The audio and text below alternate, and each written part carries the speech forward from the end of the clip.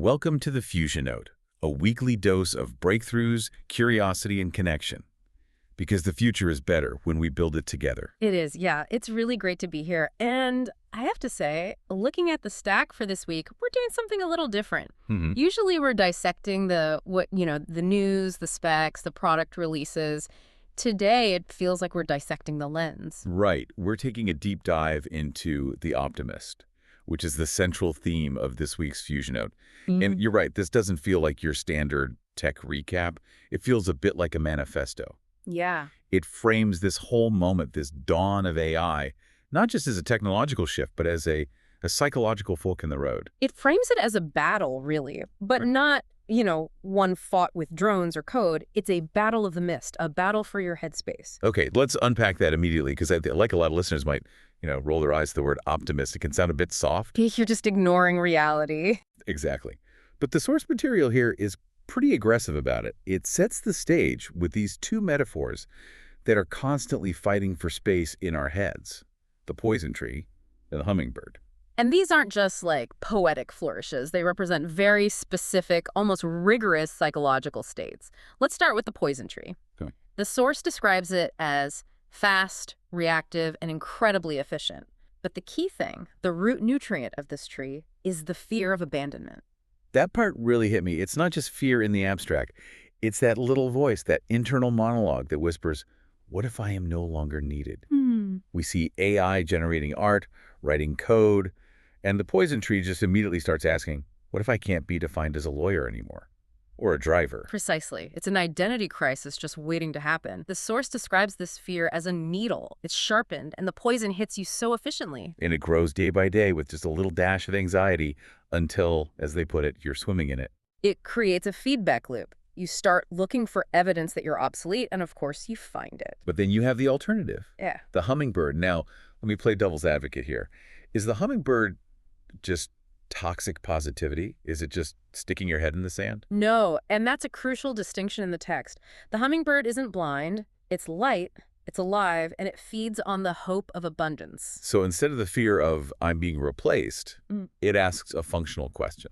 Right. It asks, what if I could use my colors for another purpose? So it's about utility. What if I can listen to that inner hum that the young bird within was singing? It's that idea of 1 + 1 equaling a tree, exponential growth through connection. Pollination. Exactly. It's the difference between protecting what you have and creating something new.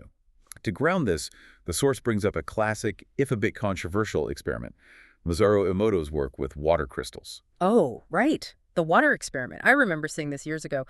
Let's break down the setup, because I also want to talk about why it's being brought up in what is essentially a tech newsletter. So the setup was simple. Emoto took 3 glasses of water. Glass number 1, given compliments, love. Glass number 2 was yelled at with anger. And the third glass... Just completely ignored. Totally ignored. And the results they claimed were, they were incredibly stark. The fearful glass, the one that was yelled at, it turned dark with broken, chaotic-looking crystals. And the hurt glass, the ignored one, actually turned dark and moldy. But the loved glass formed these beautiful geometric crystals. Now, from a hard physics standpoint, this is definitely debated. For sure. But the source is using it to illustrate a point about our digital landscape. It asks the question, is your water cup protected by love or by fear? And this is where it gets really interesting for me. We're not just talking about water in a glass. We're talking about algorithms. The internet is basically a giant glass of water that we're all screaming into. That is the critical connection. Right. What are we feeding the algorithms? We know that rage gets clicks. We know the reptile brain loves to see people get hurt. The source calls it the jackass effect. Right. So if we feed the poison tree, if we interact with all the rage and the doom, the algorithm just grows thorns. It gives us back exactly what we projected onto it. But the Up-sWing approach, the hummingbird approach, is different. The hummingbird isn't immune to the poison. It knows it exists. It knows its own color and avoids the toxicity. Its mission is to pollinate with love. Practically speaking, then, it's about choosing what you amplify. It's about not clicking on the rage bait. It is. It reminds me of another analogy the source uses, the one about the blind worms. But maybe we should save that for the end. It's a bit heavier. Yeah, let's hold that. Let's transition from the internal philosophical stuff to the external world. Because the source notes don't just stay in the clouds. They look at current events. specifically Davos. Yes, let's fly to Davos, the World Economic Forum. Usually this is the epicenter of serious people discussing serious risks. It can be pretty gloomy. It can. But the source zeroes in on Elon Musk's appearance there.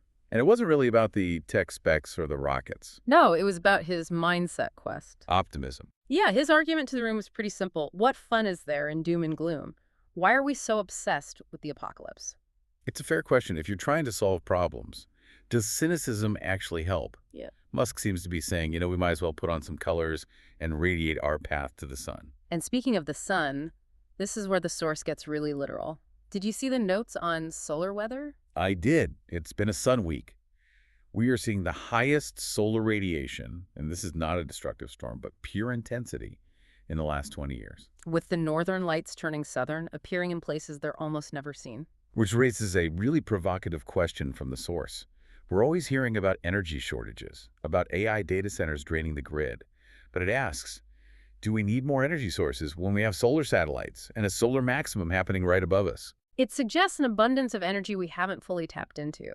And for anyone interested in the more esoteric side of this, the source even mentions a new website for space weather enthusiasts that looks at the human heartbeat in relation to all this solar activity.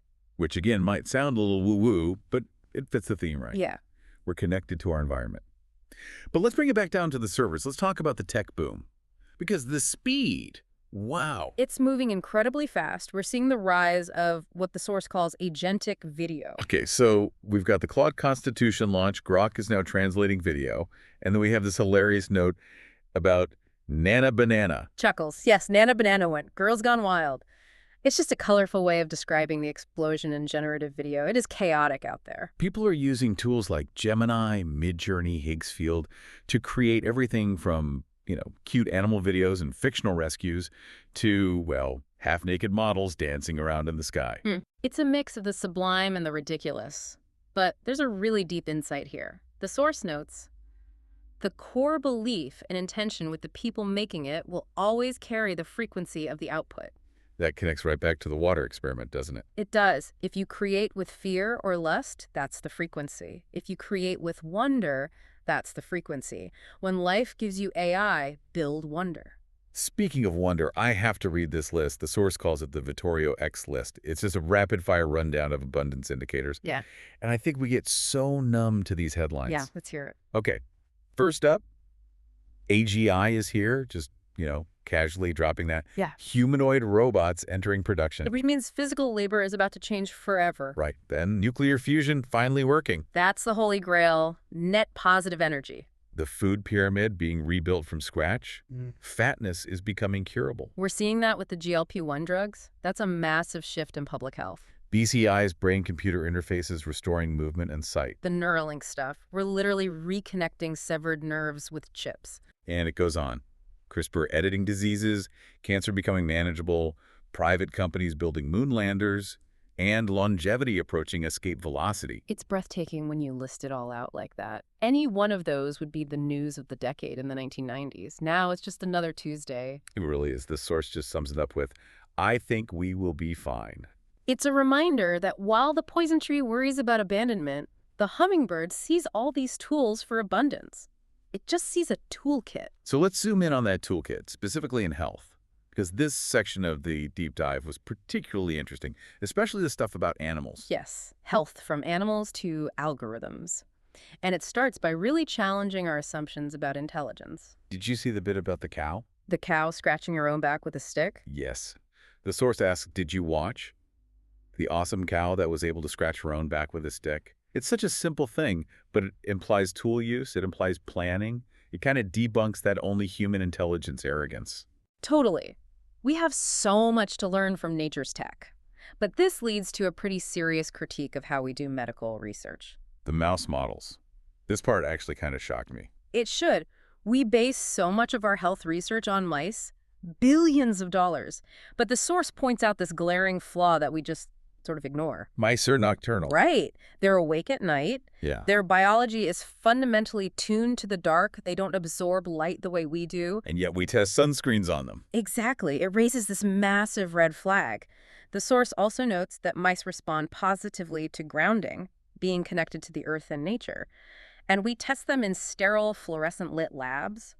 So the data could be fundamentally flawed because we're not respecting their biology, we're stressing them out, and then wondering why a drug doesn't work the same in humans. It suggests we need a recheck of the research grounding, as they put it. But on the other hand, we have AI stepping in to help with human health where maybe the mouse models have failed us. We do.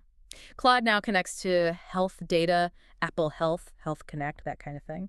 And Amazon has its One medical AI health assistant. It's like having a doctor in your pocket. Mm-hmm. But the specific breakthrough that stood out to me, this is my favorite thing in the whole newsletter, was from Cambridge. The wearable for stroke patients? Yes. Tell us about this. It's incredible. So traditionally, if you're a stroke victim with speech loss, the solution is really invasive. We're talking brain implants, heavy surgery. This team at Cambridge developed a wearable patch. And it doesn't read brainwaves. No, it captures throat vibrations and heart rate. It uses AI to analyze the tiny, subtle movements of the throat, and it reconstructs speech from that data. And the accuracy is just insane. A 4.2% word error rate. That is absolutely life-changing technology. It allows patients to communicate without invasive brain surgery. It's using sound and vibrations. Again, it connects back to that theme of frequency. And speaking of frequency, let's talk about the vagus nerve. I feel like I'm hearing about this everywhere now. It's the superhighway of your parasympathetic nervous system. Controls your rest and digest state. The source mentions a small chest implant for vagus nerve stimulation that's showing remarkable results for severe depression. The stats are specific. 69% of people had great benefits, and 20% were feeling completely fine after 24 weeks. For treatment-resistant depression, that's huge. But if you don't want an implant, the source reminds us of the low-tech alternative, vagus nerve massage. Just rubbing your neck? Effectively, yeah. Massaging the neck area to stimulate the nerve. It's free, it's simple, and it can help with stress. I love that balance. Yeah. You can have the high-tech cyborg implant, or you can just use your hands. Both are valid. It comes back to that line from the source.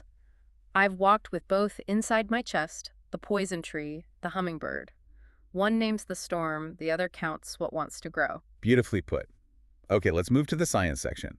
The source frames this as fire, ice, and geometric unity. Fire and ice. It sounds like a fantasy novel, but it's really about resource management. Let's start with Fire the Sun. We have a group of Korean scientists who built something that sounds like it's from the future. The solar-powered seawater evaporator. Usually desalination takes massive amounts of electricity. Right, which kind of defeats the purpose if you're trying to be sustainable. Exactly. But this new device uses a photothermal material. It absorbs 97% of sunlight and converts it directly into heat right at the water's surface. So it produces up to a gallon of pure drinking water per hour, per square meter, without plugging it into anything. Without a single volt of electricity. It's purely passive solar. That is true abundance. Imagine deploying that in disaster zones. Then we move to ice, or, well, the ocean. We have Ocean, the sailing robot. This is a major step for storm monitoring. We usually track hurricanes from satellites looking down. These guys sent 3 sailing bots into a Category 5 hurricane. Into it. Right into the washing machine. They covered the entire storm, collecting data we just can't get because it's too dangerous for human pilots. And while we're in the ocean, we have to talk microplastics. The source note, the new ocean startup, is intercepting 2 to 5% of global plastic pollution. Now, 2 to 5% might sound small to some people. But when you're talking about millions of tons, it's not small at all. And they say it's just the beginning. It proves it can be done. Right. And finally, for the deep science nerds, geometric unity. This is the unity part, Eric Weinstein's proposal. I've tried to read about this, and my brain usually hurts after about 5 minutes. Shuckles, you're not alone. The source describes it simply as Einstein plus Bohr in a triangle of goodness. It's an attempt to unify general relativity, the really big stuff, with quantum mechanics, the really small stuff. The theory of everything. It fits perfectly with the theme of this whole deep dive, doesn't it? Finding the underlying pattern that connects everything. So we've covered the mindset, the tech, the health, the science, but I want to close with that thought experiment you mentioned, the blind worm. This is a powerful image.